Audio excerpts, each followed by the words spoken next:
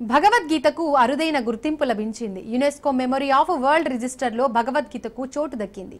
భగవద్గీత భరతముని రాసిన నాట్యశాస్త్రమని గుర్తింపు లభించింది. ఈ ఘనతపై ప్రధాని మోడీ ఎక్స్ వేదికగా ట్వీట్ చేశారు. భారత నాగరిక వారసత్వానికి ఒక చారిత్రాత్మక క్షణం ఇది అని మోదీ అన్నారు.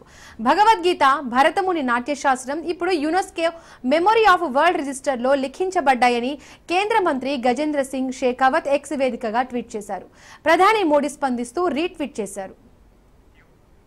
ప్రపంచవ్యాప్తంగా ఉన్న ప్రతి భారతీయుడికి గర్వకారణమైన క్షణం ఇది అన్నారు. యునెస్కో మెమరీ ఆఫ్ వరల్డ్ రిజిస్టర్లో గీత నాట్యశాస్త్రం చేర్చబడడం మన కాలాతీత జ్ఞానం, గొప్ప సంస్కృతికి ప్రపంచవ్యాప్త గుర్తింపు. భగవద్గీత నాట్యశాస్త్రం శతాబ్దాలుగా నాగరికతను, చైతన్యాన్ని పెంపొందించాయి. అవి ప్రపంచానికి స్ఫూర్తినిస్తూనే ఉన్నాయి అని మోదీ చెప్పుకొచ్చారు. భగవద్గీతకు అరుదైన గుర్తింపు లభించింది. యునెస్కో మెమరీ ఆఫ్ వరల్డ్ రిజిస్టర్లో భగవద్గీతకు చోటు దక్కింది.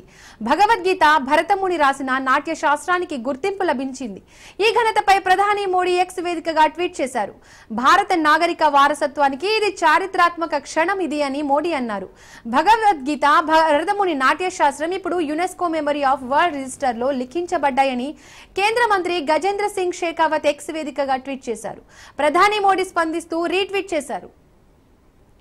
ప్రపంచవ్యాప్తంగా ఉన్న ప్రతి భారతీయుడికి గర్వకారణమైన క్షణం ఇది అన్నారు. యునెస్కో మెమరీ ఆఫ్ వరల్డ్ రిజిస్టర్లో గీతా నాట్యశాస్త్రం చేర్చబడడం మన కాలాతీత జ్ఞానం, గొప్ప సంస్కృతికి ప్రపంచవ్యాప్త గుర్తింపు. భగవద్గీత నాట్యశాస్త్రం శతాబ్దాలుగా నాగరికతను, చైతన్యాన్ని పెంపొందించాయి.